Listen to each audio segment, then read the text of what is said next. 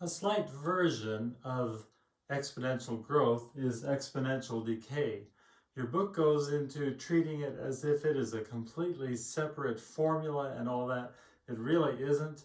I'm going to attack it as if it were an exponential growth problem using the same exponential growth model equation that we use for growth, but this time we're going to have decay.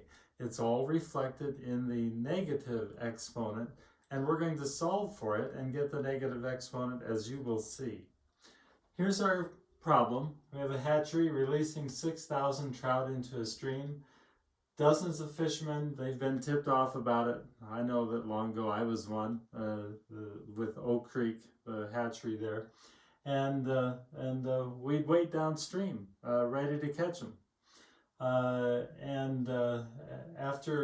In my problem, after 7 days of fishing, only 600 out of the 6,000 are left in the stream. 5,400 have already been caught. So that's that's not a lot. And the question is, how long is it until only one is left? Here's how we find it. The equation that we're going to start off with is that our population with respect to time is equal to our initial population times e to some constant times time. That constant we have to solve for, and we're going to use this first bit of information to do that. P of 7 days, is equal to our initial population, which is 6,000. And by the way, after 7 days, we have 600, so P of 7 is 600. 6,000 times e to the k times, and we're talking days here, that's going to be 7 days. So we solve for it, and we get 600 is equal to 6,000 e to the 7k. Solve for k, here's how we do it. 600, I'm going to divide both sides by 6,000, is equal to e to the 7k. 600 over 6,000 is 0.1, 0.1. So 0.1 is equal to e to the 7k.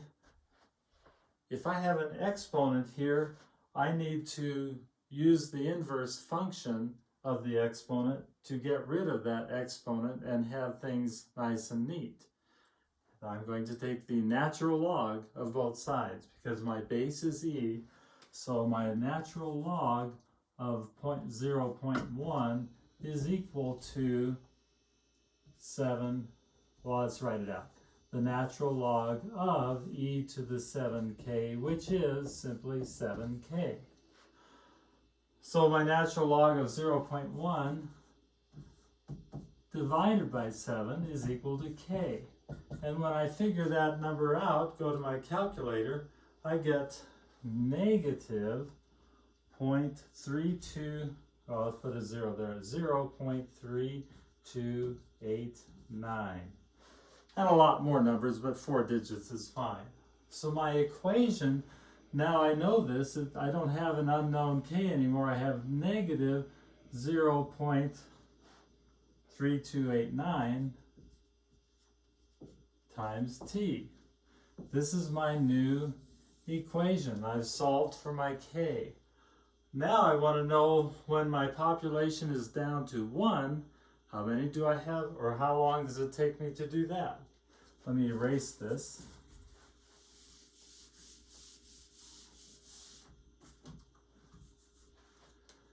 So in my new equation, 1, that's all I have left now, is equal to my initial population, which was 6,000, times e to the minus 0.3289, and t is what I'm trying to find out.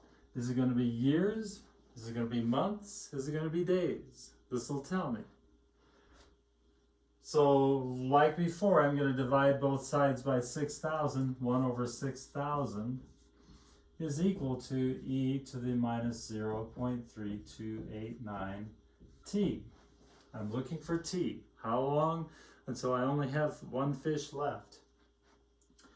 I have an exponent here. Again, like I did before, I'm going to log both sides, natural log, to get rid of that exponent.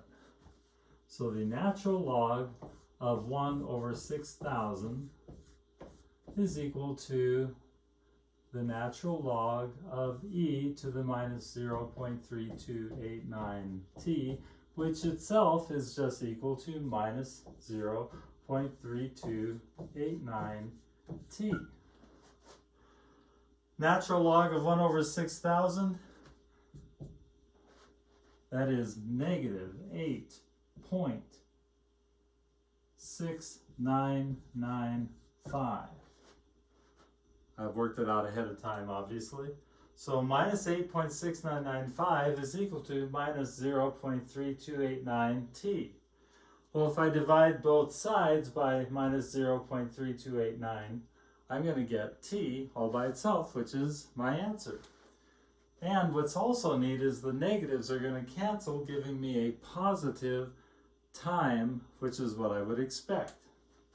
So I divide both sides by minus 0.3289, and I get that t is equal to 26.5 days. So if those fishermen keep fishing and fishing and fishing, most of them are going to go home by the end of a week. Most of them are going home with nothing. But they still keep catching fish. And at the end of 26 days after the release of those 6,000 fish, only one is left.